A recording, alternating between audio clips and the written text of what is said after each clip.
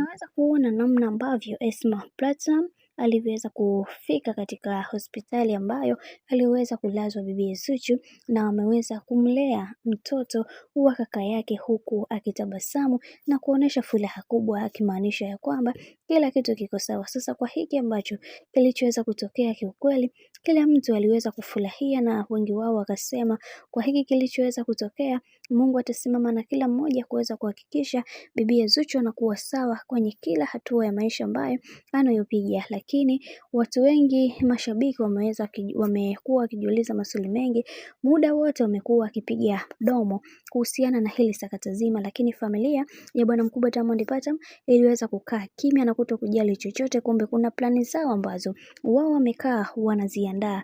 Hili jambo bwana limeweza kuwachafua mashabiki na kusema ya kwamba yaani hawa mastaa wanatuona sisi kama wajinga, tunabishana kwenye mitandao ya kijamii, alafu vitu ambavyo wanavyokuja kutufanyia vinatufanya hata sisi wenyewe tuweze kujisikia vibaya. Kiukweli sisi kama mashabiki hatukuweza kupendezewa na hiki ambacho kilichoweza kutokea. Ni vyema wakabadilisha mwenendo wa maisha yao, kwa sababu kuna vitu ambavyo haviko sawa, na sisi kama mashabiki tutapambana kuweza kuviweka sawa. Lakini yote ya yote, mashabiki wameweza kufurahia kuweza kuiona familia ya bwana mkubwa Diamond Platnumz ikiweza kumpa ushirikiano bibi Zuchu, kwani ndio kitu pekee ambacho walikuwa wanakitamani kuweza kukiona kwa muda mrefu, na leo hii imeweza kufika na kila mtu kimekwenda kuwa vile ambavyo inavyostahili. Bwana, mambo ni mengi alafu muda ni mchache.